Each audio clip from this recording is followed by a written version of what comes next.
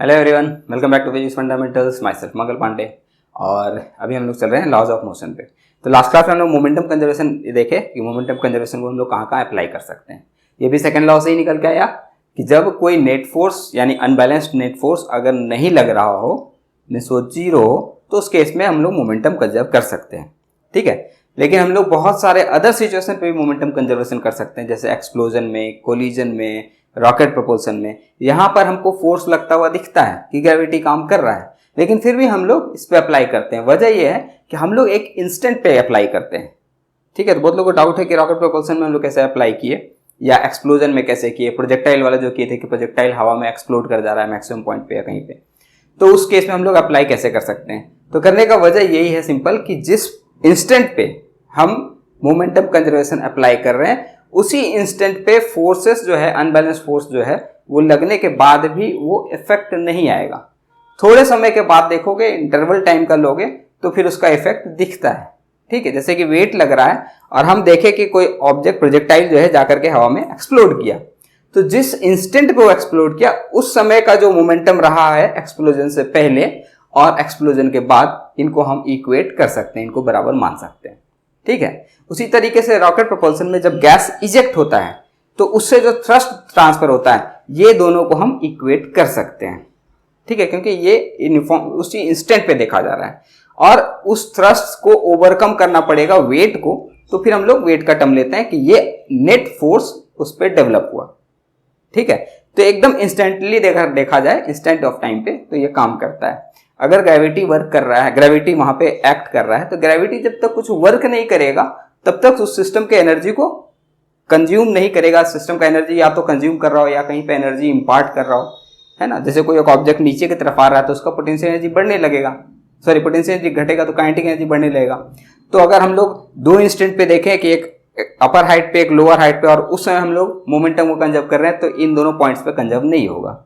लेकिन कोई एक इंसिडेंट हुआ, कोलिजन हुआ, चाहे एक्सप्लोजन हुआ, कोई भी ऐसा इंसिडेंट हुआ, तो उसी टाइम ऑफ फ्रेम पे देखा जाएगा कि उसी इंस्टेंट ऑफ टाइम पे तो हम लोग मोमेंटम कंजर्व कर सकते हैं, इंस्टेंट से पहले और इंस्टेंट के बाद।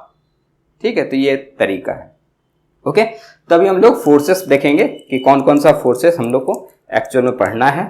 बहुत सारे टाइप ऑफ फोर्सेस है, जिनमें से हम लोग को यहाँ पर क्या क्या फोर्स को देखना है और उनको अप्लाई कैसे करना है, तो उसके लिए फ्री बॉडी डायग्राम ये भी जरूरी है।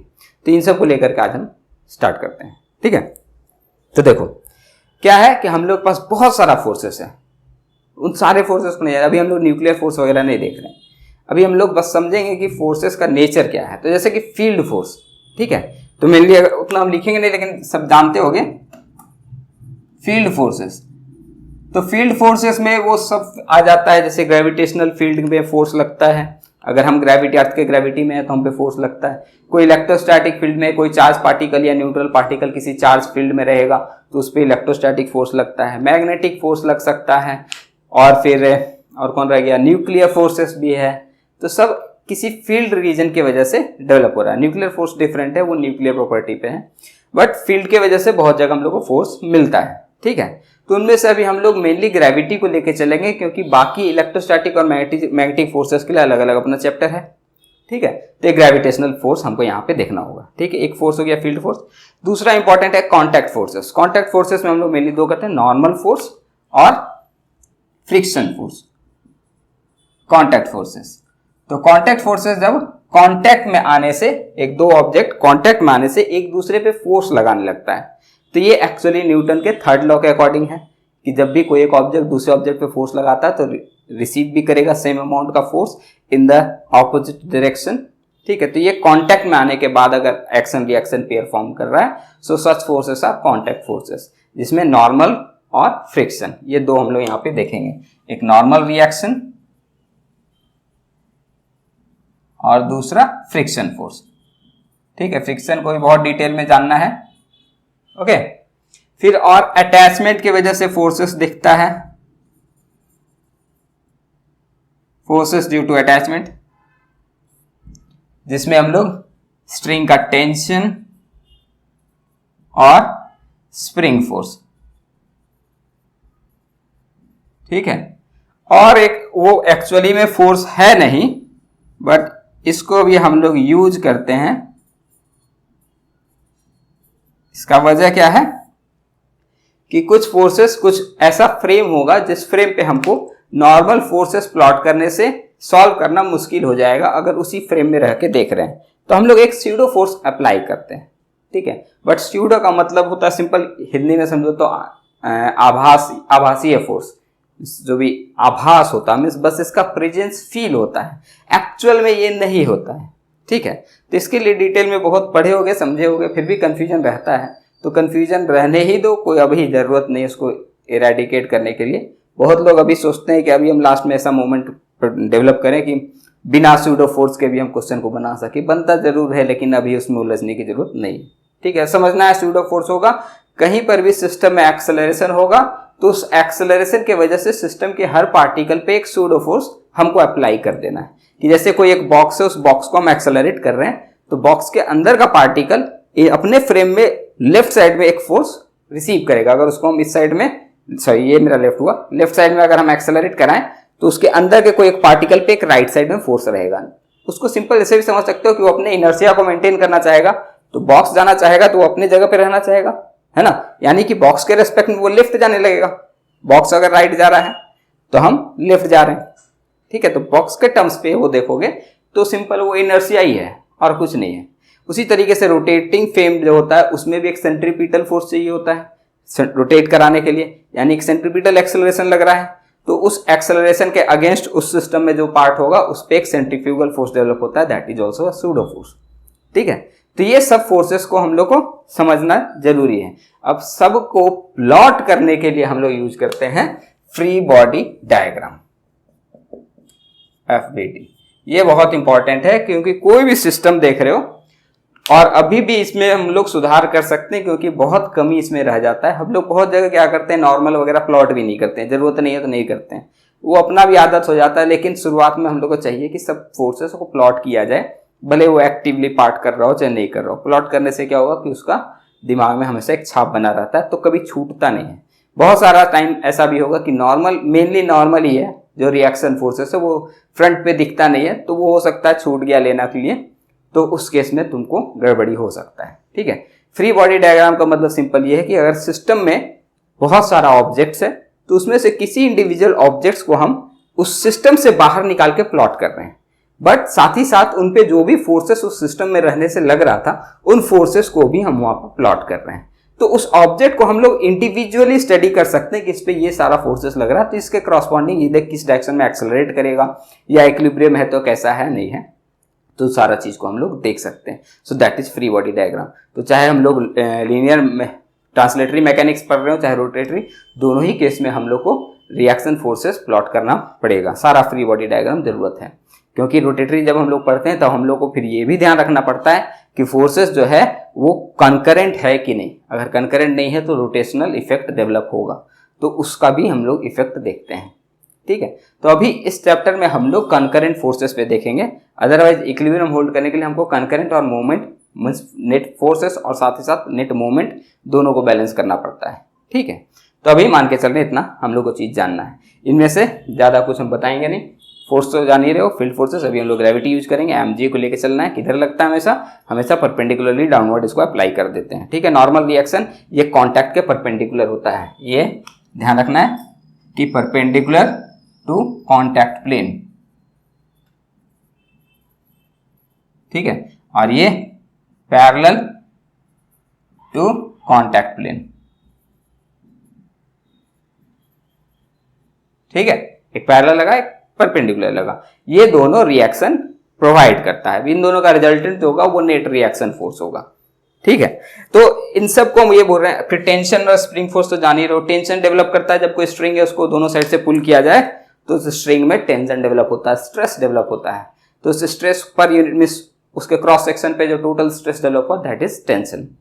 तो वो टेंशन जिस भी बॉडी से कनेक्टेड होगा उस पर भी अप्लाई करेगा। तो हम लोग जैसे दिखाते हैं कि कोई एक ऑब्जेक्ट है तो इस ऑब्जेक्ट पे ऐसे स्ट्रिंग लगा हुआ है ऊपर की तरफ, तो हम ऐसे टेंशन लिख देते हैं, है ना।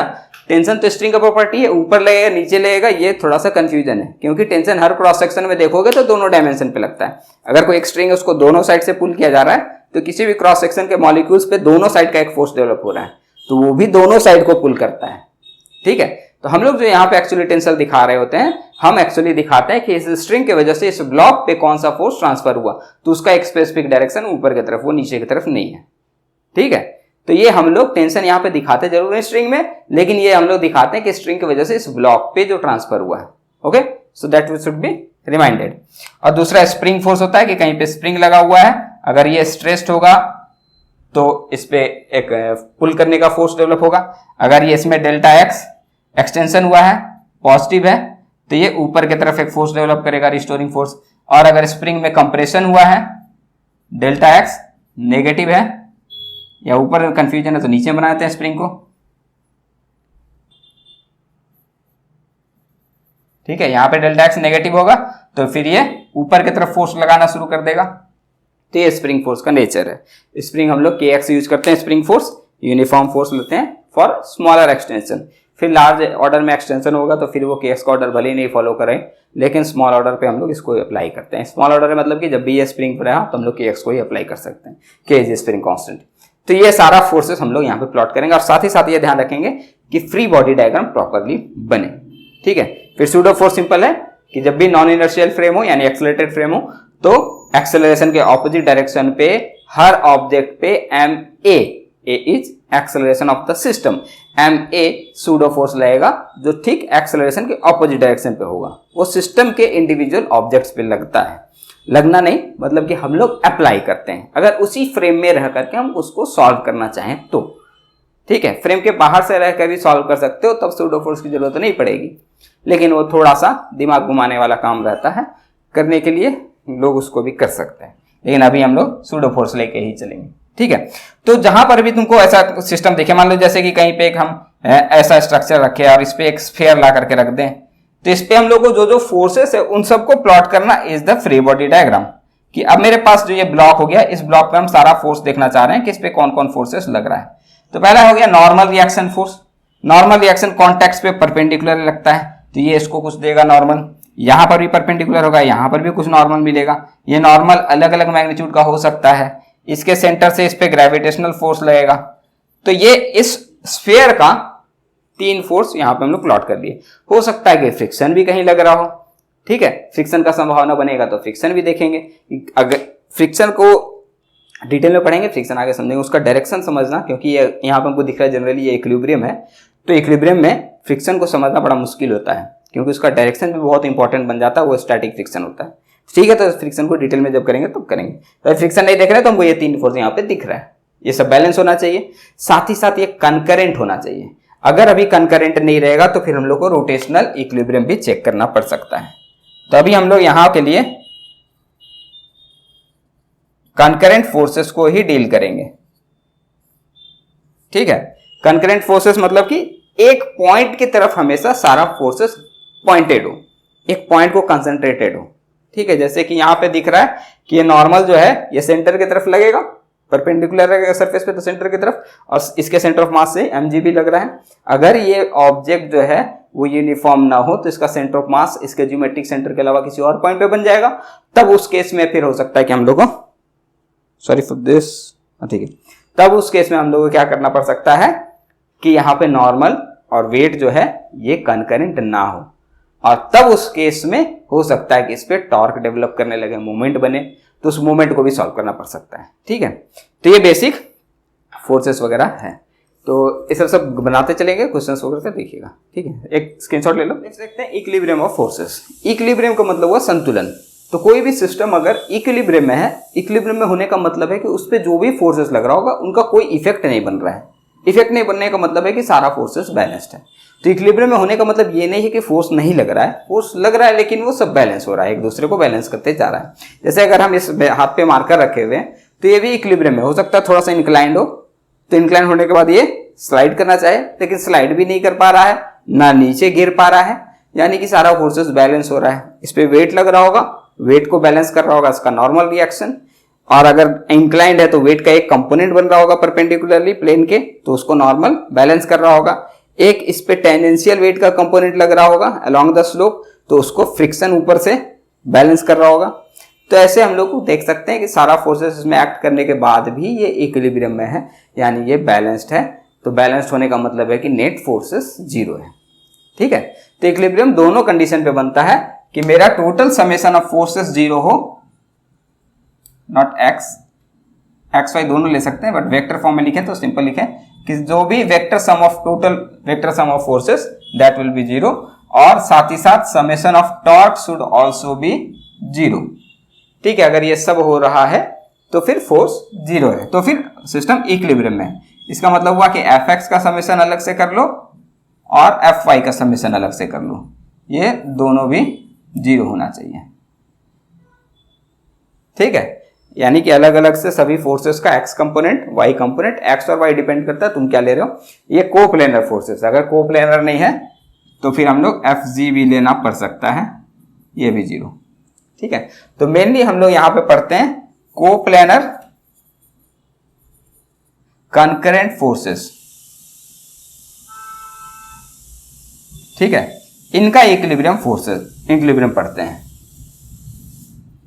Equilibrium of coplanar concurrent forces. तो जो कोप्लेनर हो और कनकरेंट हो तो फिर हमको एफ जी का जरूरत नहीं पड़ेगा।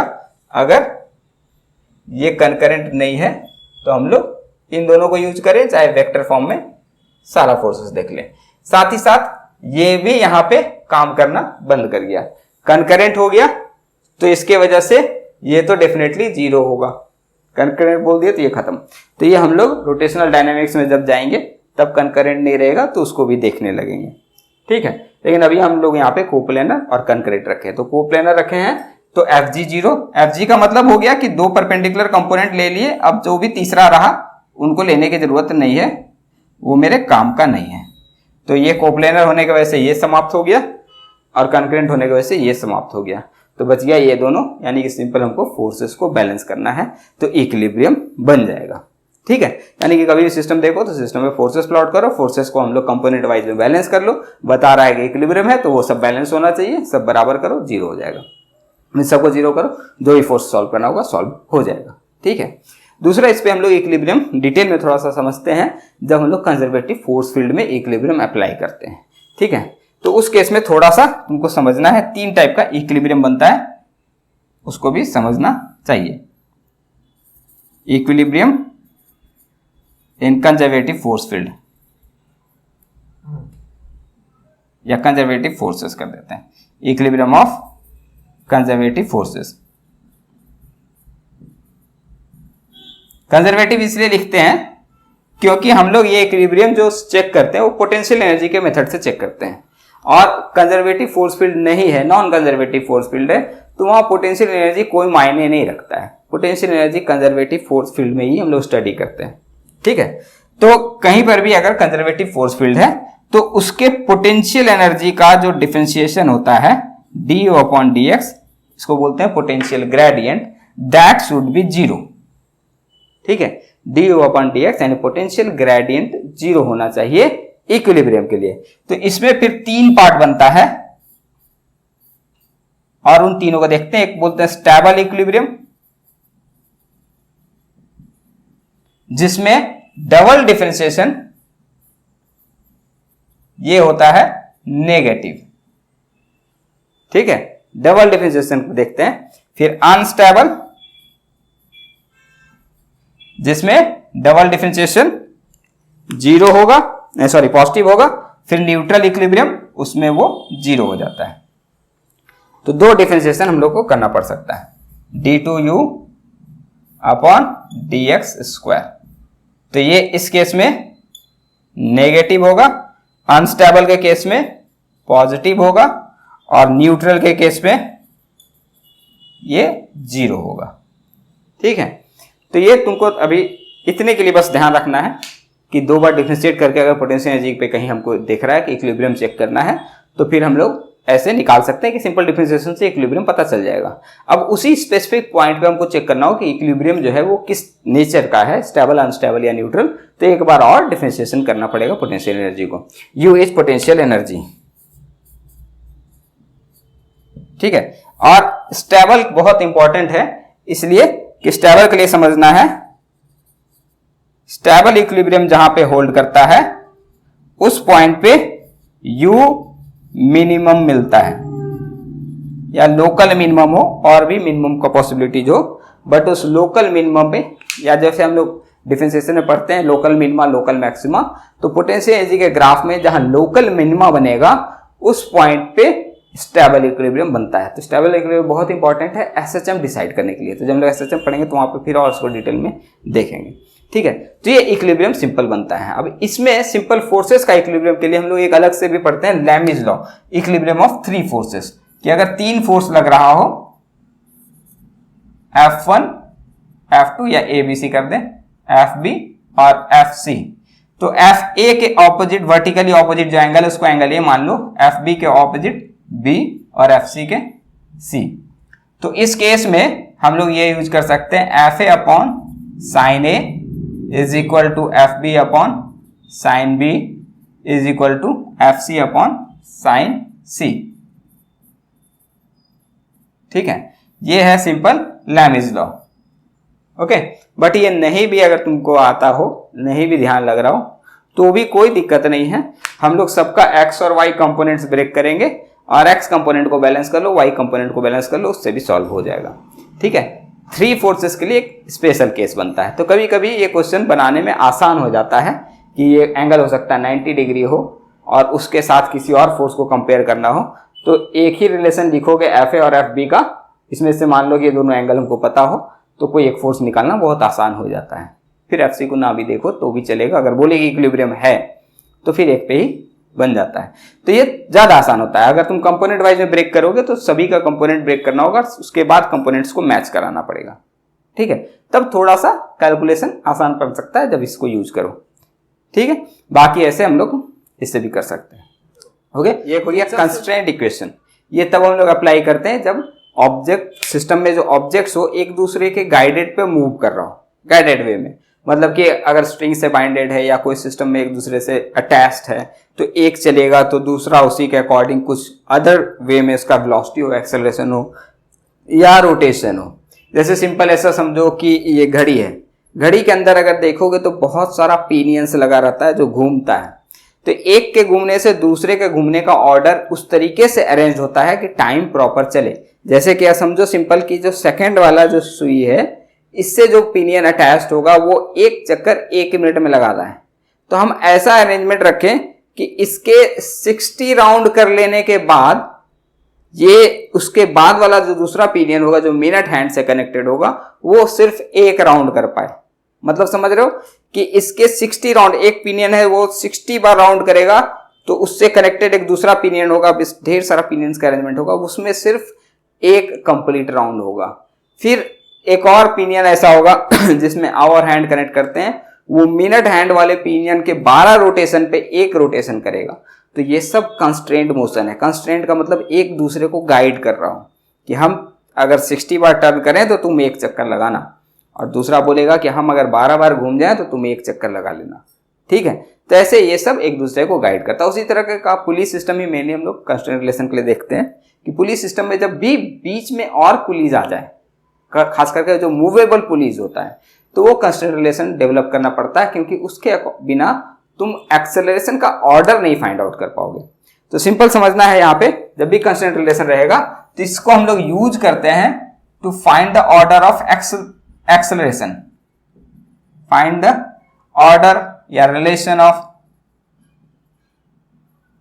Order of acceleration of different blocks in a system. ठीक है, एक सिस्टम में बहुत सारा ब्लॉक्स हो तो इनके जो एक्सेलरेशन का रिलेशन होगा वो पता करने के लिए हम लोग कंस्ट्रेंट रिलेशन यूज करते हैं। जैसे सिंपल समझो कि अगर हम साधारण बोले कि एक ही पुल्ली है और 2 ब्लॉक है, तो हम लोग बहुत आसानी से बोलते हैं ना कि अगर इसका एक्सेलरेशन अपवर्ड है ए तो इसका एक्सेलरेशन होगा ए डाउनवर्ड। तो ये कैसे बोल पाते हैं? क्योंकि हमको पता है कि ये अगर एक्स ऊपर जाएगा तो ये एक्स नीचे आएगा, स्ट्रिंग इनएक्सटेंडेबल है। तो बहुत अच्छा है, बहुत आसान है। यानी कि हम लोग अगर डिस्प्लेसमेंट ऑर्डर को चेक कर लें तो उसी के कंडीशन पे डिस्प्लेसमेंट ऑर्डर के अकॉर्डिंग हम लोग एक्सेलरेशन का भी ऑर्डर निकाल सकते हैं। ये सिंपल 2 बार डिफरेंशिएट करोगे डिस्प्लेसमेंट को तो एक्सेलरेशन मिल जाएगा। तो इसलिए कोई अलग से चीज नहीं है, जो भी डिस्प्लेसमेंट का रिलेशन होगा उसी को देखना है। तो जब भी कंस्ट्रेंट रिलेशन का वैसे क्वेश्चन तो कंस्ट्रेंट रिलेशन पे नहीं बनता है, लेकिन अगर कहीं पे दिख जाए तो उसमें एक्सेलरेशन को कोरिलेट करने के लिए ये यूज कर सकते हो। और इसमें एक खासियत बताते हैं, कभी भी सिर्फ 2 ही ब्लॉक रहा तो कंस्ट्रेंट रिलेशन के लिए हम लोग मैकेनिकल एडवांटेज को यूज करते हैं। मैकेनिकल एडवांटेज होने का मतलब है कि कोई एक सिस्टम पे फोर्स लगे और वो सिस्टम उसको फोर्स को बहुत गुना बढ़ा दे, तो वो मैकेनिकल एडवांटेज होता है। तो एडवांटेज होने से कुछ और खामियाजा भी भरना पड़ता है, क्योंकि एडवांटेज कहीं अलग से नहीं मिल सकता है। एडवांटेज अगर कहीं पे मिल रहा हो तुमको, मैकेनिकल एडवांटेज मीन्स अगर हम मान लो कि 10 न्यूटन का फोर्स लगा रहे हैं, सिस्टम उसको मल्टीप्लाई करके 100 गुना बढ़ा दे रहा है, तो वो 1000 न्यूटन का फोर्स हो जा रहा है। मतलब समझो कि हम 10 न्यूटन का फोर्स लगाएं और फोर्स जो है उस सिस्टम ने बढ़ा के उसको 1000 न्यूटन कर दिया, तो उसका कुछ तो खामियाजा भी भरना पड़ेगा। नहीं भरोगे तो एनर्जी का कंजर्वेशन फेल हो जाएगा, एनर्जी कहीं पे प्रोड्यूस हो रहा होगा, तो ऐसा नहीं होता है। तो उसके केस में सिंपल समझो क्या होगा, जितना वर्क हम करेंगे उतना ही वर्क वहां पे दिखेगा भी। अगर हम एनर्जी को कंजर्व माने तो कोई लॉसेस नहीं हो, तो जो वर्क किया जाएगा वो वर्क हमको आउटपुट में भी मिलेगा। तो हम अगर 10 न्यूटन से अगर डिस्प्लेसमेंट 100 मीटर का कर रहे हैं, तो उधर जो 100 गुना उसको फोर्स को कर दिया है, तो उस फोर्स से वो ऑब्जेक्ट को जरूर 1000 न्यूटन से मूव करेगा, लेकिन तुम 100 मीटर मूव करोगे तो वो 1 मीटर मूव होगा। तो डिस्प्लेसमेंट का ऑर्डर जो है वो उसी के इनवर्स में बदल जाता है, जिस कंडीशन पे, जिस प्रोडक्ट में हमको मैकेनिकल एडवांटेज मिल रहा है। तो ऐसा बहुत सारा मैकेनिकल एडवांटेज हम लोग यूज करते हैं, जैसे कि सिंपल पुली सिस्टम हो गया, लिफ्ट हो गया। तो लिफ्ट में भी देखोगे बहुत सारा मल्टीपल पुलीज लगा रहता है, तो एक पुली को वो मोटर रोल करता है, ठीक है, और पूरा का पूरा लिफ्ट उठता है। तो उस लिफ्ट को लिफ्ट करने लायक, उस लिफ्ट को उठाने के लायक मोटर अगर बनाओगे तो बहुत हेवी मोटर का जरूरत पड़ेगा, जिसमें वो कैपेसिटी होगी इतना भारी वजन को उठा सके।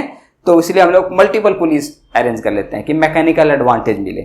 तो मैकेनिकल एडवांटेज मिलेगा तो क्या होगा कि पुली अगर मान लो 100 चक्कर लगा रहा है, वो मोटर है, मोटर घूम रहा है, तो वो अगर 100 टाइम्स टर्न कर गया तो लिफ्ट जो है वो स्लोली 1 मीटर का लिफ्ट हो रहा है। तो ऐसे हम लोग मैकेनिकल एडवांटेज को यूज कर सकते हैं एक्सेलरेशन का ऑर्डर निकालने के लिए, ठीक है। तो जो भी ऐसे पहले समझो कि सिंपल कंस्टेंट रिलेशन बताता है कि डिस्प्लेसमेंट का जो ऑर्डर है उसके अकॉर्डिंग ही एक्सेलरेशन का ऑर्डर होगा या रिलेशन होगा, जो भी होगा।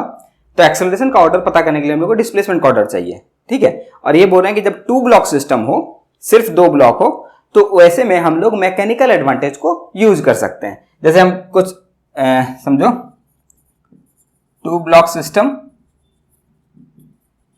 यूज मैकेनिकल एडवांटेज,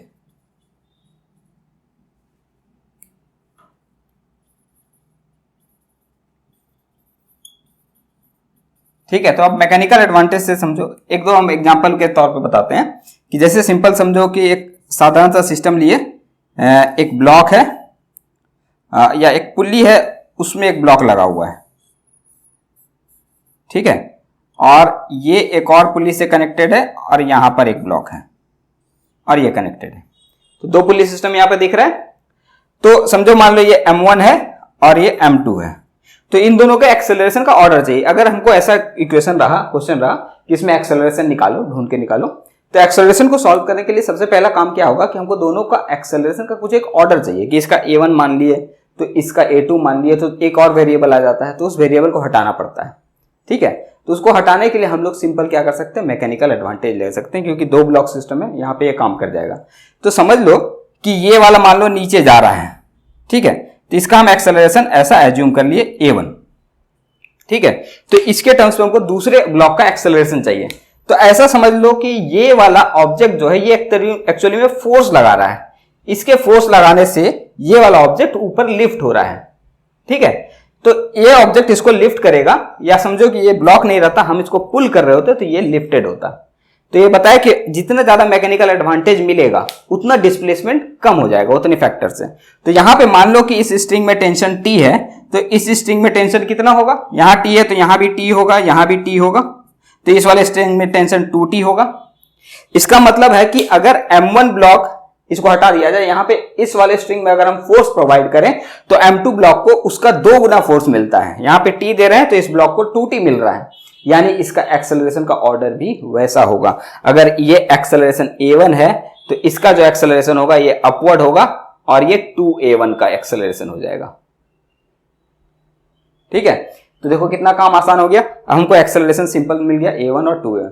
अदरवाइज हमको इसको डिस्प्लेसमेंट ऑर्डर से चेक करने के लिए फिर हम लोग क्या करते हैं कि इसको नीचे पुल करते हैं, तो ये देखते पुली ये रहता है रेस्ट पे, ये पुली कितना जाएगा ऊपर, तो उसके अकॉर्डिंग ये ब्लॉक कितना ऊपर जाएगा, तो ये कैलकुलेट करना पड़ता है। वो भी इस सिस्टम में तो आसान है, इस सिस्टम में दोनों ही वे आसान है, लेकिन फिर भी हमको ये बहुत आसान है क्योंकि हमको बस यहाँ पे देखना है यहाँ टेंशन T है तो इस ब्लॉक पे 2T लग रहा है, इसका मतलब है कि इसका फोर्स यहाँ पे 2 गुना हो जा रहा है, तो डिस्प्लेसमेंट यहाँ पे आधा होगा, इसका डिस्प्लेसमेंट उससे 2 गुना होगा, तो डिस्प्लेसमेंट का ऑर्डर हो गया, वही एक्सेलरेशन का ऑर्डर हो गया। और भी सिस्टम बना सकते हैं, जैसे मान लो कि और भी मल्टीपल पुलीज लगा दें, कि जैसे एक ब्लॉक रख दिए, ऐसा बड़ा सा ब्लॉक है और इस पे ढेर सारा पुलीज लगा हुआ है, ठीक है, और यहां पर एक मास है, ओके, ये दोनों पुली रूप से कनेक्टेड है। तो अब मान लीजिए कि ये M1 है, ये M2 है, ओके। अब बोले कि इसका एक्सेलरेशन का ऑर्डर निकाल दो, तो इसका एक्सेलरेशन को मान लेते हैं कि ये A1 है, तो अगेन हमको फिर क्या चेक करना है, बस टेंशन, कि यहां पे अगर इस स्ट्रिंग में टेंशन T है तो इस पूरे वाले स्ट्रिंग में टेंशन T ही मिलेगा, सब जगह T मिलेगा, ये सेम स्ट्रिंग है तो इस वाले टेंशन इसमें कितना हो जाएगा 2T, और यहां पे भी कितना हो जाएगा 2T, यानी इस ब्लॉक का नेट फोर्स कितना मिल रहा है, टोटल ओवरऑल फोर्स जो इसको ऊपर मिल रहा है that is 4 times of T, यानी इस ब्लॉक ने जितना फोर्स लगाया उससे 4 गुना फोर्स इस पे अप्लाई हुआ, तो एक्सेलरेशन भी क्या होगा A1 से, सॉरी यहां पे हम 2 लिख दिए, ये इसका आधा हो गया यानी A1/2, और वही यहां पे इसका एक्सेलरेशन जो होगा वो A1/4 हो जाएगा। बात क्लियर है? बहुत आसान चीज है समझना मैकेनिकल एडवांटेज को, कि फोर्स जितने फैक्टर से बढ़ जाए that is mechanical advantage of the system, कि ये पुलिस सिस्टम बनाए हैं तो हम यहां से फोर्स लगा रहे हैं और यहाँ पे 4 गुना बढ़ गया। यही सिंपल पुलिस सिस्टम हम लोग यूज करते हैं, कहीं पे जैसे क्रेन वगैरह बनाते हैं तो क्रेन में स्ट्रिंग्स तुमको दिखता होगा कि मल्टीपल ढेर सारा स्ट्रिंग्स है तो 3-4 पुलिस सिस्टम लगता है। एक रोप को जब हम पुल करते हैं तो जो नीचे उसमें पुलिस का कनेक्टेड होता है, पूरा अरेंजमेंट होता है, तो वो नीचे वाला सिस्टम बहुत स्लोली जाता है, तो मोटर काफी स्पीड से घूम रहा होता है और वो जो क्रेन का जो हैंगिंग पोर्शन है वो बहुत स्लो रेट से जाता है, तो ब्लॉक को काफी कम एक्सेलरेशन से पुल कर रहा होता है। लेकिन उसमें एडवांटेज क्या मिलता है कि फोर्स काफी ज्यादा लगाता है। मोटर अगर 100 न्यूटन का ही फोर्स डेवलप कर रहा है और हम उसको काफी ज्यादा एडवांटेज दे दे तो हम उससे काफी ज्यादा वेट को लिफ्ट करा सकते हैं, तो यही मैकेनिकल एडवांटेज है। अब उसका खामियाजा बस यही भरना पड़ता है कि डिस्प्लेसमेंट ऑर्डर कम हो जाता है। सिंपल सा समझो कि डिस्प्लेसमेंट ऑर्डर कम होने का वजह क्या है कि अगर हम फोर्स को बढ़ा दें तो वर्क अगर सेम रखना है, जितना वर्क दिया गया उतना ही आउटपुट मिले, तो उतने फैक्टर से डिस्प्लेसमेंट कम हो जाएगा, है ना, फोर्स डॉट डिस्प्लेसमेंट होता है, तो डिस्प्लेसमेंट का ऑर्डर उसी फैक्टर से कम हो जाता है। डिस्प्लेसमेंट का ऑर्डर कम होगा यानी कि एक्सेलरेशन का ऑर्डर भी उसी रेट से कम हो जाएगा। और भी सिस्टम है एक, जैसे ये क्वेश्चन तुमको शायद दिख जाए डीसी पांडे में, उसमें और भी सिस्टम है। एक ब्लॉक ऐसे लगा हुआ है, इसमें एक स्ट्रिंग ऐसे गया और ये पुली से जाता है, ये पुली से जाने के बाद दूसरे एक ब्लॉक से गया, ये पुली से जाकर के दूसरे एक पुली से कनेक्ट हुआ और यहां पे कनेक्शन है, फिर एक पुली है, फिर यहां कनेक्शन है, फिर यहां ब्लॉक है, और भी 3-4 ब्लॉक लगा सकते हैं, पुलिस सिस्टम लगा सकते हैं। ये क्वेश्चन तुमको शायद दिखे डीसी पांडे में, डीसी पांडे में और भी बहुत जगह दिख सकता है, जेई वगैरह में दिख सकता है, क्योंकि मेडिकल में कस्टमर रिलेशन पे जल्दी क्वेश्चन आता नहीं, अभी तक तो नहीं आया है, लेकिन ये सब साधारण क्वेश्चन, जैसे ये बहुत साधारण क्वेश्चन हो सकता है कि इसमें पूछ दे, ठीक है, तो बहुत आसान क्वेश्चन को आसान कर दिया जा सकता है। मान लो बोले कि इसका एक्सेलरेशन जो है M1 का वो 10 मीटर पर सेकंड स्क्वायर का है, तो M2 का एक्सेलरेशन कितना होना चाहिए, तो तुमको सॉल्व नहीं करना पड़ेगा, देख करके सीधे बोल सकते हो कि 5 होगा आंसर, है ना, उसका आधा होगा। तो ये सब आसान कर देता है सिस्टम को। मान लिया फिर से ये mx मास है और ये कैपिटल M मास है, तो फिर से वही हमको क्या करना है, टेंशन देखना है। तो ये वाला स्ट्रिंग में टेंशन यहाँ पे T है, इसको मान लेते हैं T, तो यहां पे मल्टीपल स्ट्रिंग्स आ रहा है, ये T होगा तो इसमें भी टेंशन T होगा। अब ये सेम स्ट्रिंग है इसलिए इस दोनों में टेंशन T, तो ऊपर वाले स्ट्रिंग में कितना टेंशन हो जाएगा 2T, तो यहां पर भी क्या हो जाएगा 2T। अब ये 2T है तो इसमें कितना हो जाएगा 4T, तो इसमें कितना हो जाएगा टेंशन 4T, तो इस वाले ब्लॉक पे नेट फोर्स कितना लगने लगा 4T 2T एंड T, यानी कितना लग रहा है 7T का। यानी यहां पर जो टेंशन T प्रोवाइड किया इस छोटे वाले ब्लॉक ने, उससे 7 गुना यहाँ पे फोर्स बढ़ गया, इस वाले ब्लॉक पे नेट 70 अपवर्ड लगने लगा। तो इसका एक्सेलरेशन अगर देखो कि इसका एक्सेलरेशन अगर डाउनवर्ड है a, तो इसका एक्सेलरेशन अपवर्ड होगा a/7 का। देखो कितना आसान है। अब यही तुम डीसी पार्ट में इसका सॉल्यूशन देखोगे, काफी लेंथी सा प्रोसेस है। फिर इसके बाद एक्सेलरेशन सॉल्व करने के लिए टेंशन, कोई 2 इक्वेशन बनेगा, दोनों को सॉल्व करोगे, बहुत आसानी से रिजल्ट आएगा। इसलिए मैकेनिकल एडवांटेज ऐसे कांस्टेंट रिलेशन में यूज कर सकते हो। ओके, और इसमें ज्यादा बताने की जरूरत नहीं है, क्योंकि ये ऐसे भी मेडिकल के लिए थोड़ा सा ज्यादा है। जब इतना बताया तो इसलिए बता दिए। So take a screenshot. देखो इन सब से मिला जुला के बहुत सारा क्वेश्चन आया रखा है, तो हम कोशिश करेंगे कि लगभग सारा क्वेश्चन तुमको डिस्कस कर सकें। जो भी मेरे पास है करीब 15-20 साल का, नहीं काफी ज्यादा, इसमें 30-32 साल का क्वेश्चन है, जितना भी क्वेश्चन है। तो जो भी थोड़ा ठीक ठाक लगेगा, सबको थोड़ा सा एक्सप्लेन जरूर करते चलेंगे। तो इसलिए थोड़ा स्पीड भी ज्यादा रखेंगे और कम सॉल्व करेंगे, ताकि बस एक्सप्लेन करना जरूरी है अभी के मोमेंट में। ठीक है, कि वैसा क्वेश्चन आए तो कैसे डील करना है। तो फिर देखो इक्विलिब्रियम पे 2 क्वेश्चन है, दोनों क्वेश्चन हम सीधे डायरेक्ट बताते हैं। एक क्वेश्चन पहला है, ये देखो क्वेश्चन नंबर, ये बता रहा है कि 3 फोर्स कहीं पे काम कर रहा है किसी एक ऑब्जेक्ट पे। मान लो कि कोई एक ऑब्जेक्ट है, ठीक है, इस पे ये फोर्सेस लग रहा है, फोर्स अभी डायरेक्शन नहीं दिखा रहे हैं, और बोल रहा है कि ये एक यूनिफॉर्म वेलोसिटी v से चल रहा था, और इस पे हम ये 3 फोर्स लगाने लगे, P Q R, एरो है ऐसा, एक फोर्स है P Q, एक फोर्स है Q R और एक फोर्स है R P। ये 3 फोर्सेस इस ऑब्जेक्ट पे अप्लाई कर रहे हैं। तो क्या इन 3 फोर्सेस से अप्लाई करने से इसके वेलोसिटी में क्या चेंजेस आएगा? इसके वेलोसिटी इंक्रीज करेगा, डिक्रीज करेगा, कांस्टेंट रहेगा, या स्मॉलेस्ट फोर्स जो QR है, बोल रहा है ये स्मॉलेस्ट है, तो इसके अकॉर्डिंग चेंज करेगा नहीं करेगा। ठीक है, तो जो भी बातें हों, ये सब फोर्सेस है। मान लो ये फोर्स F1 है, ये फोर्स F2 है, ये फोर्स F3 है। तो घुमा फिरा के तुमको एक क्लोज्ड पॉलीगॉन बन रहा है। फोर्सेस जो है वो एक क्लोज्ड पॉलीगॉन बना रहा है। अब वो क्लोज्ड पॉलीगॉन ट्रायंगल हो या और भी ज्यादा फोर्सेस हो, तो मल्टीपल मींस 5-6 जो भी बना रहा हो, और सब मिलकर अगर क्लोज पॉलीगॉन को एक चीज में समझना है तुमको, ये हम उस दिन भी बता रहे थे कि क्लोज पॉलीगॉन का मतलब ये नहीं है कि ट्रायंगल बन गया तो क्लोज हो गया। क्लोज का मतलब सबका सेंस ऑफ रोटेशन भी सेम होना चाहिए, कि ये इस डायरेक्शन पे इसके हेड से उसका tail, means tail by head हमेशा ज्वाइनिंग होना चाहिए। हर वेक्टर का टेल बाय हेड ज्वाइनिंग होना चाहिए। अगर ऐसा ट्रायंगल कहीं पे बन रहा है, जैसे मान लो कि हम 3 फोर्स ऐसा बना दें, PQR है तो क्लोज ट्रायंगल, लेकिन फोर्स का एरो जो है वो अलग हो, ऐसा है। तो इस केस में अगर बात किया जाए, तो इस केस में ये इक्विलिब्रियम नहीं होगा, इनका फोर्स का रिजल्टेंट 0 नहीं होगा। अब इसमें पूछा जाए, हम इस क्वेश्चन को थोड़ा चेंज कर देंगे कि ऐसा अगर फोर्स रहता तो फिर एक्सेलरेशन का डायरेक्शन किधर होना चाहिए था, वो बताया जा सकता है। ठीक है, तो खैर अभी मेरे पास जो सिस्टम है उसमें सब हेड बाय टेल ज्वाइन कर रहे हैं और क्लोज पॉलीगॉन बना रहा है, तो इसीलिए एफ नेट जो होगा, जो अनबैलेंस्ड, वो 0 होगा। सो एक्सेलरेशन 0 होगा, यानी कि वेलोसिटी कांस्टेंट हो गया। ठीक है, तो यहां पे कोई दिक्कत नहीं आया। अभी हम इस पे साथ ही साथ दूसरा केस भी बता देते हैं कि अगर ऐसा ट्रायंगल रहता है जिसमें एरोस का ये तरीका है, कि अगर मान लो ये PQR है और एरो कुछ ऐसा है कि ठीक है QR और RP तो इधर है, लेकिन PQ जो है वो उल्टा है, तो यहां पे अगर ये 3 फोर्स अप्लाई करने लग जाए किसी ऑब्जेक्ट पे, तो इस ऑब्जेक्ट का वेलोसिटी में क्या चेंज आएगा। ऑब्जेक्ट अभी मान लो रेस्ट पे रखते हैं, वेलोसिटी में चेंज छोड़ो, इसका सिंपल एक्सेलरेशन बता दो कि एक्सेलरेशन किस डायरेक्शन पे होगा। ठीक है, तो उसको बताना बहुत आसान है। ये समझो कि 2 वेक्टर हम रखें, QR एंड RP।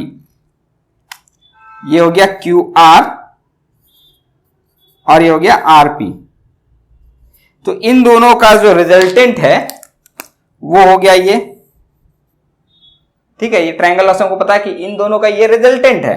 तो मान लो ये फोर्स F1 है, ये फोर्स F2 है, so this is F1 plus F2। ठीक है, और साथ ही साथ ये एक तीसरा फोर्स भी है, मान लीजिए ये F1, F2 और ये F3।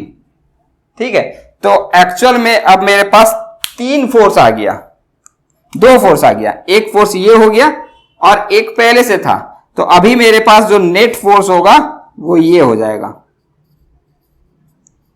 नेट फोर्स जो होगा वो 2 टाइम्स ऑफ F3 हो जाएगा, या इसको बोल सकते हो F1 plus F2 plus F3, और डायरेक्शन किधर होगा, इसी डायरेक्शन पे, QP के डायरेक्शन पे, इस डायरेक्शन पे डबल मैग्नीट्यूड का। इन तीनों का रिजल्टेंट देखोगे, सो दिस विल बी 2F3 और ये होगा रिजल्टेंट ऑफ 3 फोर्सेस। ठीक है, तो इस वजह से अगर हम इस पे एक्सेलरेशन का बात करें तो इसका एक्सेलरेशन भी अलोंग दिस डायरेक्शन होगा, अलोंग QP। जो भी QP का डायरेक्शन होगा उस डायरेक्शन पे इस पे एक्सेलरेशन डेवलप करेगा। समझ रहे हो बात को? तो ऐसा भी क्वेश्चन रह सकता था, बट क्वेश्चन बहुत आसान है। यहाँ पे क्लोज पॉलीगॉन बन रहा है यानी इक्विलिब्रियम है, तो वेलोसिटी कांस्टेंट रह जाएगा, there will be no acceleration. But यहाँ पे ये भी ध्यान रखें कि अगर क्लोज पॉलीगॉन बन रहा है तो क्लोज पॉलीगॉन बस क्लोज ट्रायंगल देखने से या क्लोज स्ट्रक्चर देखने से क्लोज पॉलीगॉन नहीं होता है, वो एरो भी हेड बाय टेल ज्वाइनिंग के साथ हर जगह होना चाहिए। अगर ऐसा सिस्टम बन जाएगा so there will be acceleration, because यहाँ पे रिजल्टेंट फोर्स बनेगा। ये 2 वेक्टर का रिजल्टेंट है ये, और ये वेक्टर भी प्रेजेंट है। समझ लो कि सिर्फ तुमको QR और RP दिया रहता तो ये फोर्स तो खुद ही आ जाता QP, जो इन दोनों का रिजल्टेंट होता, और साथ ही साथ यहाँ पे QP ऑलरेडी है, यानी कि जो नेट फोर्स है इसके डबल मैग्नीट्यूड का इसी डायरेक्शन पे काम करने लग जाएगा, इसलिए ये ऑब्जेक्ट इधर की तरफ एक्सेलरेट कर जाएगा। ठीक है, so take a screenshot. Okay, तो अगला क्वेश्चन देखो, बोल रहे हैं लास्ट ईयर में जो आया हुआ क्वेश्चन है 2020 में, वो क्वेश्चन नहीं बनाएंगे, उसमें बेकार क्वेश्चन है। उसमें एक ब्लॉक है, सॉरी 2 ब्लॉक है, एक पुली सिस्टम है, सिंगल पुली सिस्टम, उसमें एक्सेलरेशन ढूंढना है। इस टाइप का एक बार और कभी क्वेश्चन आया था, लेकिन ये सब क्वेश्चन अगर आ गया तो किस्मत है, बाकी इसमें कुछ करने का जरूरत नहीं है। अगला क्वेश्चन में आते हैं। इसमें दिया कि a block of mass m is placed on a smooth inclined wedge ABC of inclination theta as shown in the figure. The wedge is given an acceleration a towards the right. The relation between a and theta for the block to remain stationary on the wedge is. Simple सा क्या बोल रहा है कि एक veg है, veg का मतलब एक ट्रायंगुलर ब्लॉक है, और इसके ऊपर एक छोटा सा ब्लॉक रखे हैं m मास का, मान लीजिए इसका मास m है, इसका मास m है, और इसको हम एक्सेलरेट कर रहे हैं a से। तो ये तो देखो सारा सरफेस पहले की स्मूथ है, ऑल सरफेसेस आर स्मूथ, मतलब कि कहीं पर भी फ्रिक्शन नहीं मिलेगा। तो फ्रिक्शन इसको रोक सकता था, ये यहां रखोगे तो ये नीचे स्लाइड करेगा ना, तो इसको फ्रिक्शन रोक सकता था, लेकिन फ्रिक्शन नहीं है।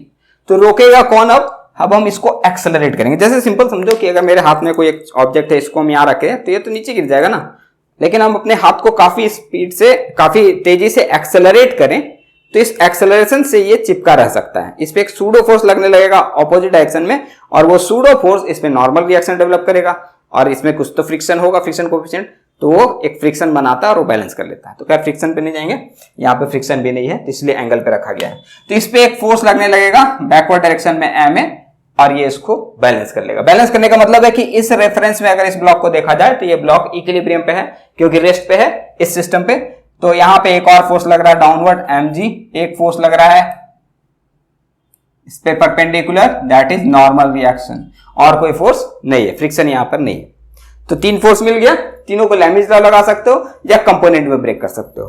तो कंपोनेंट में ही ब्रेक कर लेते, ज्यादा आसान है वही। यहाँ पे ये थीटा है तो ये एंगल भी थीटा होगा, ठीक है। ये दोनों देखो आपस में परपेंडिकुलर है, नॉर्मल को ही अलग दिक्कत है तो नॉर्मल को ही चेंज कर लेते हैं। नॉर्मल का एक वर्टिकल कंपोनेंट हो जाएगा, इसके लिए जगह नहीं बचा, एक हॉरिजॉन्टल कंपोनेंट और एक वर्टिकल कंपोनेंट। तो नॉर्मल को ब्रेक कर लेते हैं 2 कंपोनेंट में। एक कंपोनेंट हो गया इस डायरेक्शन पे नॉर्मल का, दैट विल बी एन, ये थीटा है तो ये 90 माइनस थीटा हो जाएगा, तो this will be N sine theta. और एक होगा परपेंडिकुलर डायरेक्शन पे, ये थीटा है तो ये भी थीटा हो गया, so this will be N cos theta. ठीक है, देखो कहीं कहीं पे लैमिज लॉ ही आसान बनता है। लैमिज लॉ के लिए तुमको दोनों एंगल निकालना होगा, तो उसका फिर लैमिज लॉ लिखोगे तब सॉल्व करोगे। और ये हमको लग रहा है कंपोनेंट ब्रेक करना ये ज्यादा ही आसान पड़ जाता है। बहुत सारे सिचुएशन में। तो अब हमको क्या दिख रहा है कि N cos theta vertically upward लग रहा है, यानी कि इस ब्लॉक को अगर देखा जाए तो इस पे बहुत सारा फोर्सेस है, एक नीचे है mg, एक राइट साइड में लेफ्ट साइड में m है, एक इसके परपेंडिकुलर इसके ऑपोजिट में हो गया एन कॉस थीटा, और एक इस डायरेक्शन पे हो गया एन साइन थीटा। तो ये सभी इक्विलिब्रियम में है, तो सारा फोर्सेस एक्स एक्सिस और वाई एक्सिस वाला आपस को बैलेंस कर रहा होगा, यानी कि ma will be equal to N sine theta और N cos theta will be equal to mg N cos theta. हमको थीटा और एक्सेलरेशन के बीच में रिलेशन चाहिए, यानी ये मास भी नहीं चाहिए, ये नॉर्मल भी नहीं चाहिए, तो दोनों को डिवाइड कर देते हैं। तो मास कैंसिल हो जाएगा, a बाई जी रहेगा, इधर में tan कैंसिल हो जाएगा, sine theta by cos theta रहेगा, विच इज tan थीटा। ठीक है, हमको एक्सेलरेशन पूछ रहा है, so acceleration will be equal to g tan theta. तो यहां पे हम लोग एक्सेलरेशन इसमें ढूंढ लिए। इसी तरीके का और भी क्वेश्चन आया है जो मीन्स एकदम सिमिलर सिचुएशन पे तुमको दिखाते हैं। देखो ये क्वेश्चन, इसमें क्या बोल रहा है कि यही सिस्टम है, block of mass m is placed on a smooth wedge of inclination theta, एकदम सेम सिचुएशन है, वेज पे वही है। The whole system is accelerated horizontally so that the block does not slip on the wedge. इसको accelerate किया जाएगा ताकि ये ब्लॉक स्लिप ना करे। ठीक है, the force exerted on the veg exerted by the ways on the block will be. यहां पे बोल रहा है कि ये कितना फोर्स इसके ऊपर लगाएगा, यानी यहां हमको क्या पूछ रहा है, नॉर्मल रिएक्शन। बाकी सब तो ठीक है, यहां पर नॉर्मल पूछ रहा है। यहां पे पहले क्या था, एक्सेलरेशन थीटा का रिलेशन था, तो नॉर्मल पूछ रहा है, तो अब इसमें हम लोग यहां पे नॉर्मल निकाल लेंगे। यहां पे तो एक्सेलरेशन निकाल लिए, तो नॉर्मल के लिए इसी में किसी को प्लेस कर दो कि यहां पे n को प्लेस कर दे, एक्सेलरेशन आ गया है, तो या किसी एक को भी यूज कर सकते थे, n is equal to mg upon cos theta, mg upon cos theta, तो ऑप्शन भी यहीं पे है। यहां पे ही साइड कर सकते हैं, इसी को निकाल लोगे तो n will be equal to mg upon cos theta. तो बात यहीं पे समाप्त हो जाता है ना। तो ऐसे करके हम लोग सिस्टम को सॉल्व कर सकते हैं। एक और क्वेश्चन इसी टाइप का है, देखो नेक्स्ट। हाँ, a mass m is placed on a very smooth wedge resting on the surface without friction. Again वही है कि वेरी स्मूथ सरफेस है, थीटा है, ब्लॉक रखा हुआ और ये इसके ऊपर रेस्ट कर रहा है without friction. Once the mass is release the acceleration to be given to the wedge so that m remains rest at a। अब यहां पे क्या बोल रहा है कि इसको जैसे छोड़ोगे तो ये यहां पे स्लाइड करने लग जाएगा, तो इसको रोकने के लिए हम इस वेज को एक्सेलरेट करेंगे। अब किधर एक्सेलरेट करना है, कितने से एक्सेलरेशन करना है, ये पूछ रहा है। ठीक है, तो ऑप्शन में है कि a is applied to the left and a is equal to g tan theta. तो इस डायग्राम के अकॉर्डिंग ये हो गया लेफ्ट में, तो लेफ्ट में एक्सेलरेट करेंगे। लेफ्ट राइट बोलना बड़ा कंफ्यूजिंग होता है। ठीक है, चलो कोई नहीं, लेफ्ट में एक्सेलरेट करेंगे और एक्सेलरेशन अभी निकाले, कितने से एक्सेलरेशन करेंगे, जी tan थीटा का। तो देखो ये लगभग 3 बार क्वेश्चन आ चुका है ना। तो ये आसान सा चीज है, बस समझना है क्या कि एक सूडो फोर्स जैसे आएगा, तो सूडो फोर्स को ध्यान रखना। सूडो फोर्स नहीं लगाओगे तो भी दिक्कत नहीं है, लेकिन फिर तुमको बाहर से सॉल्व करना पड़ेगा, इस रेफरेंस के बाहर निकल के। तो अभी सूडो फोर्स लेकर के चलो, बनेगा आसानी से। ठीक है, take a screenshot. Next question में, next question, two blocks A and B of masses 3m and m respectively are connected by a massless and inextendable string. The whole system is suspended by a massless spring as shown in the figure. The magnitude of the acceleration of A and B immediately after the string is cut are respectively. मतलब क्या बोल रहा है कि एक spring है, इस spring से एक ब्लॉक लगा हुआ है और इस ब्लॉक से एक स्ट्रिंग के थ्रू एक दूसरा ब्लॉक कनेक्टेड है। These blocks are 3m and m mass, 3m and m mass। ठीक है, ये अभी इक्विलिब्रियम में है, अभी ये सिस्टम इक्विलिब्रियम ऐसे हैंग करके रखे हुए। अब इस स्ट्रिंग को बीच से हम कट कर दें, तो जैसे कट करेंगे तो इन दोनों ब्लॉक कहीं कहीं चलने लगेगा। ठीक है, तो एट द सेम इंस्टेंट, जिस इंस्टेंट पे इसको कट किया गया है, तो दोनों का एक्सेलरेशन कितना होगा ये बताना है। बात क्लियर है? At the instant when the string is cut, what will be the acceleration of the two blocks.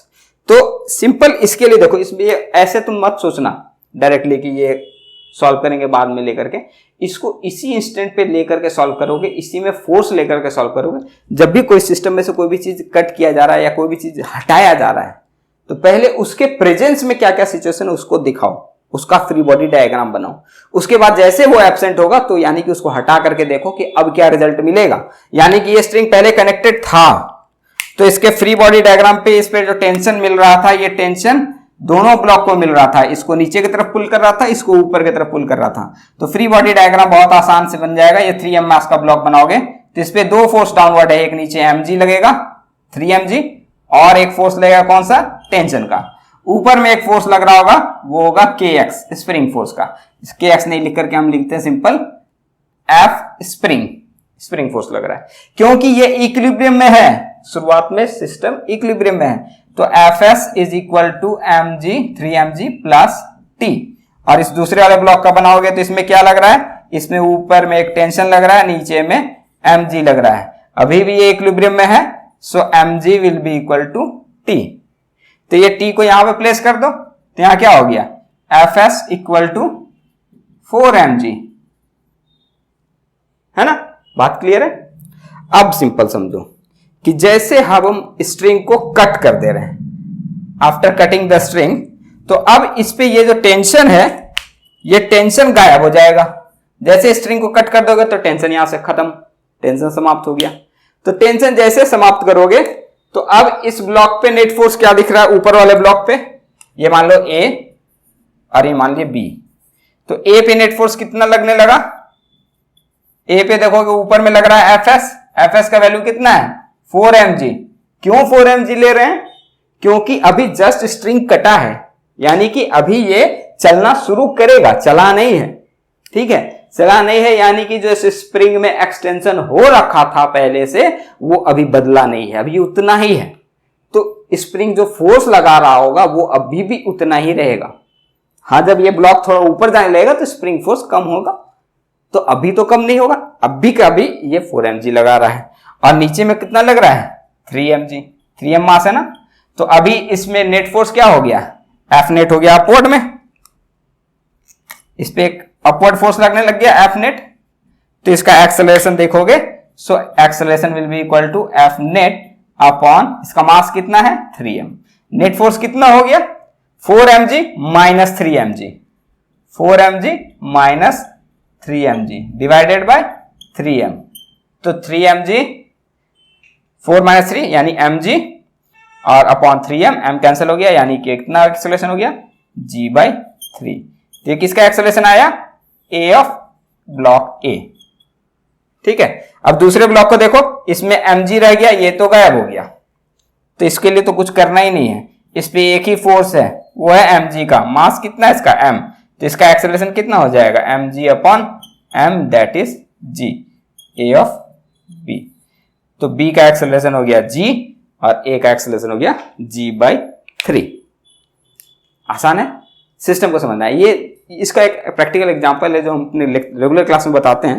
तो उसमें तो एक जो स्प्रिंग होता है जिसको देखते हो मैजिशियन लोग ऐसे इधर से उधर रोल करते हैं, बहुत लेंथ का स्प्रिंग होता है, तो उसको एक बिल्डिंग के छत से अगर हम हैंग करते हैं, ऐसे हैंग करके रखे हुए, तो पूरा स्प्रिंग एक्सटेंड हो जाता है अपने ओन वेट से। और जैसे तुम स्प्रिंग को छोड़ोगे, रिलीज करोगे, तो उस स्प्रिंग का जो लोअर एंड होता है वो इंस्टेंटली रेस्ट पे रहता है, वो स्प्रिंग का जो अपर एंड है वो नीचे आने लगता है, तब तक ये रेस्ट पे रहता है। उसके बाद फिर स्प्रिंग कंप्रेस होता है, थोड़े समय के बाद ये चलना शुरू होता है, क्योंकि वो लोअर एंड पे नेट फोर्सेस बैलेंस था। स्प्रिंग फोर्स ऊपर लगा रहा था और नीचे ग्रेविटी लगा रहा था, ये दोनों बैलेंस था शुरुआत में। तो जैसे चलना शुरू होगा तो इस पे अभी भी बैलेंस्ड है, स्प्रिंग जब थोड़ा कंप्रेस होगा तो स्प्रिंग फोर्स कम होने लगेगा, तब जाके ये नीचे वाला एंड आगे चलने लगता है, ठीक है। तो ये सिस्टम जो है इक्विलिब्रियम से जब चेंज होता है तो उसको देखने का तरीका है। टेक द स्क्रीनशॉट, देखें यहां पे हो रहा है, a balloon with mass m is descending down with an acceleration a where a is smaller than g, how much mass should be removed from it so that it starts moving up with an acceleration a। मतलब बताइए वो जो gas balloon होता है जिसमें हम लोग इस जैसा देखे होंगे टीवी वगैरह में, अब आज के डेट में पता नहीं कहाँ पे लोग गैस बलून से उड़ते हों, बट ऐसा है सिस्टम, ठीक है, मान लिए। तो इसका कुछ मास भी होगा, ठीक है, प्लस बलून का साइज बहुत बड़ा होता है जिसकी वजह से, और इसमें जो गैस बना होता है या तो हीलियम रखते हैं या गर्म गैस भरते हैं, तो इसका डेंसिटी काफी कम हो जाता है, ठीक है, और वॉल्यूम ज्यादा होता है। तो वॉल्यूम की वजह से इसमें जो एटमॉस्फेयर है इस पे एक बॉयंस फोर्स डेवलप कर जाता है। क्यों? क्योंकि एटमॉस्फेयर अब इसके रेस्पेक्ट में काफी हाई डेंसिटी का हो गया, एटमॉस्फेयर से भी काफी कम डेंसिटी इसका हो गया। तो यानी कि एक लिक्विड है जिसमें एक ऑब्जेक्ट रखा हुआ है, जैसे एक फ्लूइड है उसमें एक ऑब्जेक्ट रखा हुआ है, तो उस ऑब्जेक्ट का डेंसिटी फ्लूइड से कम है, तो इस पे एक बॉयंस फोर्स लगेगा अपवर्ड की तरफ, इसको धक्का लगाएगा। अब इसका मास भी है ओवरऑल सिस्टम का, तो इस पे एक डाउनवर्ड फोर्स भी लग रहा होगा mg का, और अभी इसका एक्सेलरेशन कितना है a, डाउनवर्ड। ठीक है, अब थोड़े समय के बाद इसमें क्या किया हमने, कुछ मास कम कर दिया। यही कह रहा है कि इसका क्या करना है, कुछ मास को कम कर देना है ताकि अब इसका एक्सेलरेशन अपवर्ड होने लगे a से। तो कुछ इसका मास कम कर देते, मान लो कि हम कुछ डेल्टा एम से इसका मास को कम कर दें, m माइनस डेल्टा एम, अब इसका मास रह गया इंटू जी। अब इस पे वेट जो है वो कम रह गया, लेकिन बॉयंस फोर्स तो अभी भी उतना ही रहेगा, क्योंकि बैलून में से जैसे जनरली क्या होता है कि इसमें कुछ सैंडबैग्स वगैरह रखा रहता है, उस सैंडबैग को हम ऐसे थ्रो करने लगे।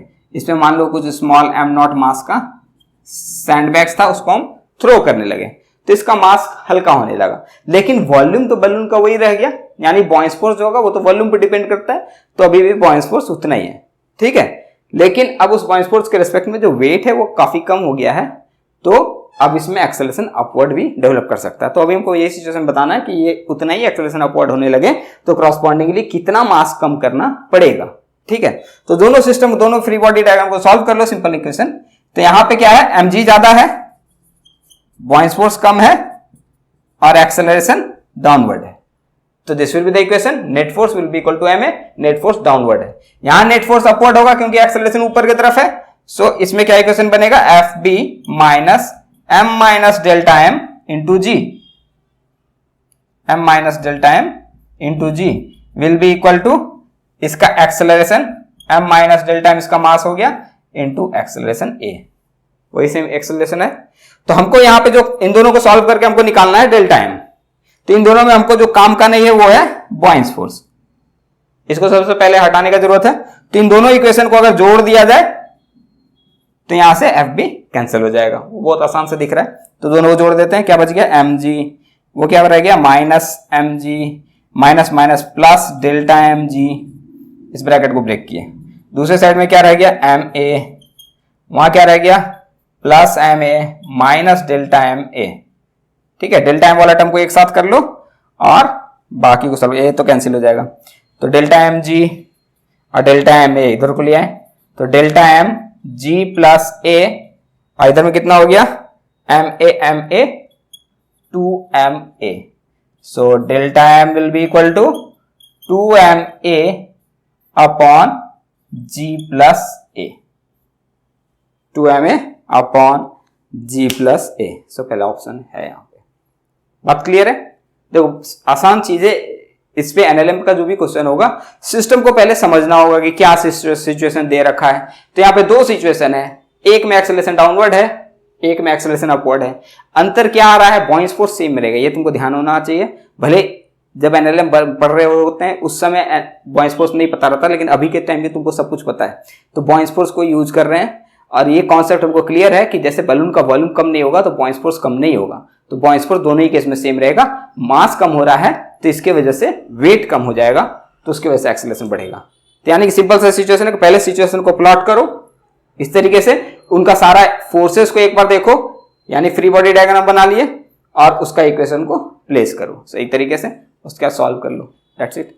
ओके, नेक्स्ट क्वेश्चन देखें। नेक्स्ट क्वेश्चन देखो, 3 blocks with masses m, 2m and 3m are connected by a string as shown in the figure. After an upward force F is applied on the block m, the masses move upward at constant speed v. What is the net force on the block of mass 2m? G is the acceleration due to gravity. ठीक है, मतलब ये बहुत बेकार सा question है, बस इसमें तुमको ध्यान ये रखना है कि क्या पूछ क्या रहा है। कैसे 3 ब्लॉक है m, 2m और 3m, इस पे एक फोर्स लगाए और इसको पुल करने लगे और पूरा का पूरा सिस्टम जो है ऊपर जा रहा है with some constant velocity v, है ना, यही दिया ना कि ये पूरा का पूरा सिस्टम v वेलोसिटी से अपवर्ड जा रहा है। तो net force on mass 2m पे कितना फोर्स लग रहा है, नेट फोर्स। नेट फोर्स का मतलब क्या हो गया, जो अनबैलेंस्ड हो। नेट फोर्स मतलब अनबैलेंस्ड फोर्स। अगर अनबैलेंस्ड होगा, अनबैलेंस्ड अगर फोर्स होगा तो एक्सेलरेशन 0 नहीं होगा, लेकिन यहां के केस में मेरा एक्सेलरेशन 0 है। यूनिफॉर्म वेलोसिटी से जाने का मतलब है कि एक्सेलरेशन 0 है। तो इसलिए एफ नेट भी 0 होगा। अब जो भी ब्लॉक होगा, जिस पे भी बात करें, सब पे नेट फोर्स 0 ही होगा। ठीक है, इस पे कभी सिस्टम एक्सेलरेशन पे भी रह सकता है। तब फिर अगर पूछे कि मान लो कि यही सिस्टम है, इसको हम थोड़ा अलग कर दें, ये ऐसा ही सिस्टम है और इसमें कुछ एक्सेलरेशन दे देते हैं और तब पूछते हैं कि 2m पे कितना फोर्स लग रहा है। इस पे फोर्स पूछा जाए कि इस पे एफ नेट कितना लग रहा होगा, F net on 2m block. ठीक है, इस पूरे सिस्टम का एक्सेलरेशन a है। हमको ये बिल्कुल नहीं सॉल्व करना है कि इस स्ट्रिंग में टेंशन कितना, इसमें टेंशन कितना, इसका mg कितना, फ्री बॉडी डायग्राम सॉल्व करो तब इक्वेशन को, तब रिजल्ट निकालो। ये सब यहाँ पे करने की जरूरत नहीं पड़ेगा। यहाँ सिंपल सा बात है कि इस पूरे सिस्टम का एक्सेलरेशन a आया है, तो अगर ये 2m मास है तो इस पे कुछ नेट फोर्स लग रहा होगा, उसी के वजह से ये पॉइंट एक्सेलरेट कर रहा है। चाहे कोई भी ब्लॉक लो, उसका एक्सेलरेशन होने का वजह यह है कि उस ब्लॉक पे एक नेट फोर्स लग रहा है जिससे उसमें एक्सेलरेशन है। तो इसलिए this F net will be equal to nothing but 2m into a, जो इसका मास होगा उसको एक्सेलरेशन से मल्टीप्लाई कर देंगे। ठीक है, बट यहाँ के सिस्टम में अपना एक्सेलरेशन ही नहीं है, वेलोसिटी है। तो वेलोसिटी होने का मतलब है कि एक्सेलरेशन 0 है, यूनिफॉर्म वेलोसिटी है। तो एक्सेलरेशन 0 है तो नेट फोर्स भी 0 है। Take a screenshot. Next question is the mass of a lift is 2000 kg when the tension in the supporting cable is 28,000 Newton, then its acceleration is। देखो ये lift block system है, इस पे और भी question है, 3-4 क्वेश्चन आया है लिफ्ट ब्लॉक सिस्टम पे। हम इसमें एक ही कर रहे हैं पिक करके, ताकि तुमको बाकी सारा चीज समझ में आ सके। उसी को एक और कर देंगे, उसमें सूडो फोर्स निकालना पड़ सकता है। तो देखो लिफ्ट वाले सिस्टम में हम लोग सूडो फोर्स को इस्तेमाल करते हैं, लेकिन फिर से बताते हैं सूडो फोर्स तब यूज करने की जरूरत पड़ेगी जब उसी फ्रेम के अंदर में जाकर के हमको कैलकुलेशन करना पड़े। उस फ्रेम के अंदर सिस्टम को इक्विलिब्रियम में सॉल्व करो तो उससे हम लोग को सूडो फोर्स लेने का जरूरत पड़ेगा। लेकिन उस सिस्टम के बाहर से रह करके उसको देखो तो सूडो फोर्स की जरूरत नहीं पड़ेगी। ठीक है, चलो देखो, जैसे इस क्वेश्चन में को सूडो फोर्स का जरूरत नहीं पड़ेगा। The mass of the lift is 2000 kg, इस पूरे का मास है 2000 किलो का। ठीक है, और इस पे स्ट्रिंग लगा हुआ है और उसमें टेंशन है 28,000 न्यूटन का। 28,000 न्यूटन का इसमें हम टेंशन दे रहे हैं। तो ये टेंशन इसको पुल करके ले जाएगा क्योंकि ये mg से ज्यादा है, तो इस पे एक अपवर्ड एक्सेलरेशन a आ जाएगा। तो देखो कितना आसान सिस्टम हो गया। अभी इसमें सूडो फोर्स वगैरह कुछ लगाने की जरूरत नहीं है। तो सिंपल हम लिख सकते हैं t minus mg will be equal to ma। Mass दिया हुआ है, टेंशन दिया हुआ है, a निकालना है, a ही निकालना ना, a। So t minus mg upon m। तो t कितना है 28,000 डिवाइडेड बाई m कर दो 2000 माइनस g कितना ले लेते हैं, g10 ले लेते हैं 214। तो कितना हो गया 4 मीटर पर सेकंड स्क्वायर। क्लियर है, आसान है, इसमें सूडो फोर्स वगैरह का कोई जरूरत नहीं। एक और क्वेश्चन है लिफ्ट में सिस्टम में, जब लिफ्ट के अंदर जैसे पर्सन है, उसके अंदर स्प्रिंग बैलेंस है या कुछ है जिसका रीडिंग देखना है, तब फिर अंदर के रेफरेंस में जाकर के हमको सॉल्व करना पड़ता है सिस्टम में, तो हमको सूडो फोर्स का जरूरत पड़ता है। ठीक है, टेक और क्वेश्चन उसके अकॉर्डिंग देख लेते हैं। Take a screenshot. इस क्वेश्चन में क्या बोल रहा है, a man weighs 80 kg, he stands on a weighing scale in a lift which is moving upward with an uniform acceleration of 5 meter per second square. What should be the reading on the scale? Take g is equal to 10 meter per second square. क्या बोल रहा है कि कोई एक lift है, इस lift का अपवर्ड एक्सेलरेशन हो रहा है, इस लिफ्ट के अंदर कोई एक पर्सन है जो एक वेइंग मशीन के ऊपर खड़ा है। ये अपना एक वेइंग मशीन है जो स्प्रिंग बैलेंस वाला मशीन होता है, इसमें ये रीडिंग शो करता है। तो ये जनरली जो रीडिंग शो करेगा ये इसके मास के क्रॉसपॉन्डिंग में शो करेगा। ठीक है, क्या बोल रहा है, व्हाट विल बी द और would be the reading on the scale. तो इसका मास है 80 kg का, तो इसके क्रॉसपॉन्डिंग आंसर हमको न्यूटन में बताना है, यानी कितना फोर्स, तो 80 इंटू जी यानी 800 न्यूटन का देना चाहिए। लेकिन क्योंकि यहाँ पे एक्सेलरेशन भी है अपवर्ड, ठीक है, तो अब इस लिफ्ट को तुम ऊपर का टेंशन क्या है ना, ये सबको भूल जाओ, बस ये समझो कि यहाँ पे ये पर्सन है, ये ब्लॉक जो है मेरा, ये मेरा पर्सन है। ठीक है, और ये किसी फ्लोर पे रखा हुआ है, दिस इज स्प्रिंग बैलेंस। ठीक है, तो ये बैलेंस को जितना फोर्स देगा उतना ही बैलेंस रिएक्शन भी देता है इसको, यानी ये इसको देगा कुछ नॉर्मल रिएक्शन, और ये नॉर्मल रिएक्शन जितने का होगा उतना ही ये स्प्रिंग बैलेंस रिसीव भी करेगा। नॉर्मल जितना इसको मिलेगा उतना ही वो रिसीव भी करेगा, यानी उसी के क्रॉसपॉन्डिंग वो रीडिंग भी शो करेगा, यानी कुछ और नहीं, हमको ये ही ढूंढना है। ये नॉर्मल ढूंढ लोगे तो हो जाएगा। ठीक है, तो इस पे देखें अब क्या सिस्टम है। इस पे नीचे की तरफ एक फोर्स लग रहा है mg, और इस सिस्टम का एक्सेलरेशन है अपवर्ड, यानी कि ये जा रहा है ऊपर की तरफ a एक्सेलरेशन से। तो या तो तुम सूडो फोर्स ले लो ma का नीचे में, या तो तुम ऐसा समझ लो कि इस पे नॉर्मल जो है इसको एक्सेलरेट कर रहा है। इस ब्लॉक को अगर सिंपल फ्री बॉडी डायग्राम देखोगे तो इस पे एक लग रहा है नॉर्मल और एक लग रहा है mg, और इसका एक्सेलरेशन है अपवर्ड a। सो ये भी लिख सकते हैं n minus mg equal to ma, या फिर तुम ऐसे इसको सूडो फोर्स से सॉल्व करना चाहो,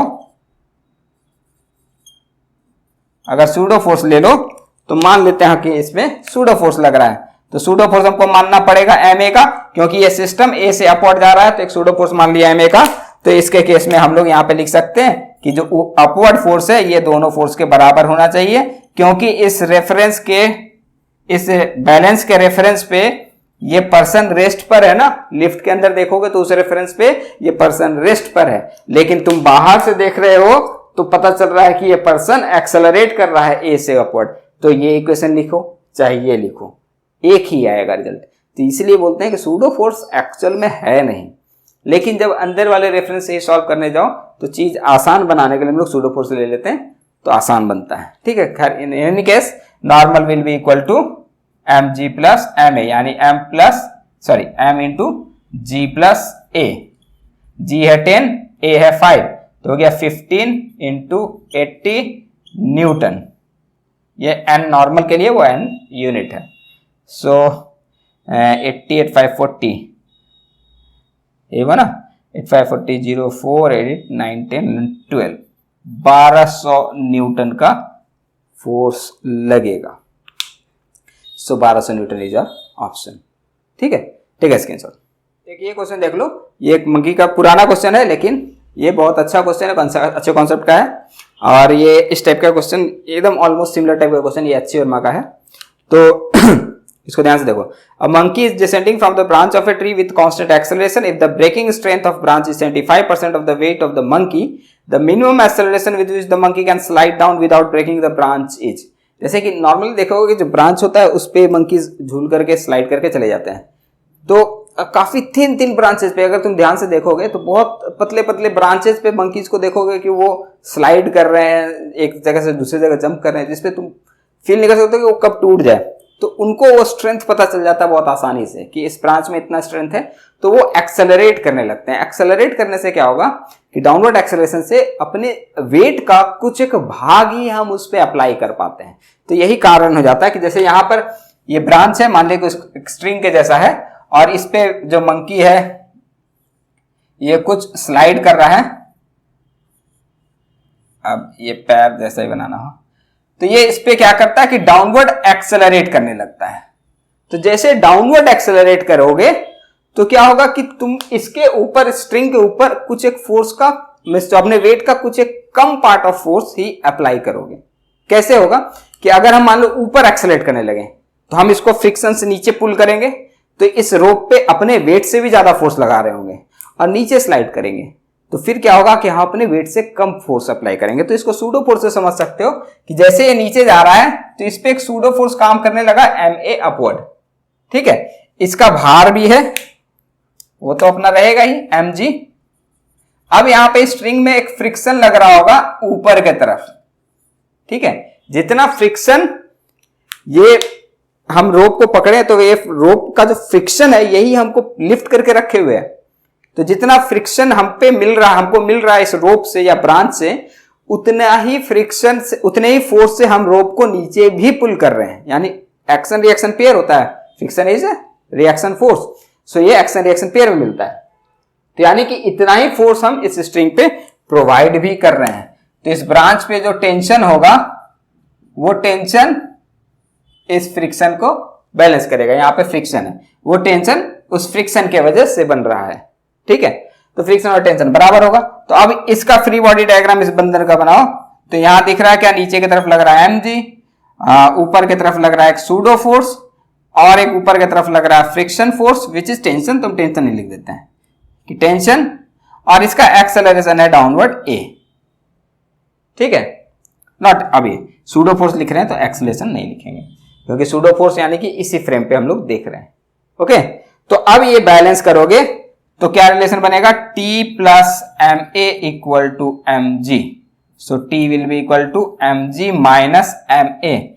माइनस होने का मतलब क्या हो गया, ये इसका वेट है और उसमें कुछ एक कंपोनेंट माइनस कर रहे हैं। तो जिस भी एक्सेलरेशन से चलोगे तो उसके क्रॉसपॉन्डिंग में स्ट्रिंग पे टेंशन कम होने लगेगा। अगर हम डाउनवर्ड एक्सेलरेट करेंगे तो टेंशन कम होने लगेगा, अपवर्ड एक्सेलरेट करने लगेंगे तो टेंशन बढ़ जाएगा। जैसे हम रोप को पुल करके ऊपर एक्सेलरेट कर रहे हैं, तो हम रोप को पुल कर रहे हैं नीचे की तरफ, तो अपना वेट तो है या साथ में एक्सेलरेट करने के लिए हम और भी फोर्स दे रहे हैं, तो फोर्स उस रोप में बढ़ जाता है, टेंशन बढ़ जाता है, तो टूटने का संभावना बढ़ जाता है। लेकिन जब स्लोली, जैसे रोप कमजोर हो तो उस पर तुमको जाना ही है ऊपर, तो हम लोग यूनिफॉर्म स्पीड से धीरे धीरे चलते हैं, ठीक है। और रोप मजबूत हो तो जितना भी एक्सेलरेट करके चले जाओ वो टूटेगा नहीं, और अगर कमजोर रोप है और उसमें तुम एक्सेलरेट करने लग जाओगे तो टूटने का चांसेस बढ़ जाता है ना, क्योंकि एक सूडो फोर्स भी नीचे लगने लगा। या सिंपल समझ लो कि टेंशन तुमको ऊपर पुल कर रहा है, so that tension will provide the acceleration overcoming your weight, so tension will be mg plus ma। तो अगेन यहां पे जो है उल्टा हो रहा है, नीचे की तरफ एक्सेलरेट करो तो tension will be mg minus ma। तो यहां से इसको बस सॉल्व कर लेना है, आंसर आ जाएगा। m दिया हुआ है अच्छा क्या क्या दिया हुआ है यहाँ पे sorry, the minimum acceleration with which the monkey can slide down without breaking the branch. अच्छा यहाँ पे टेंशन दिया हुआ है, ब्रेकिंग स्ट्रेंथ जो है, यानी कि जो टेंशन है, tension should be smaller than equal to breaking strength. जो ब्रेकिंग स्ट्रेंथ है उससे कम रहेगा तभी ना नहीं टूटेगा, या उसके बराबर भी मान लेते हैं कि चलो बराबर एग्जैक्ट हो गया तो भी नहीं टूट रहा है। तो हमको यहां पे ढूंढना है कि किस एक्सेलरेशन से चलेगा कि टूटे नहीं। So a will be equal to mg minus t upon m, ठीक है।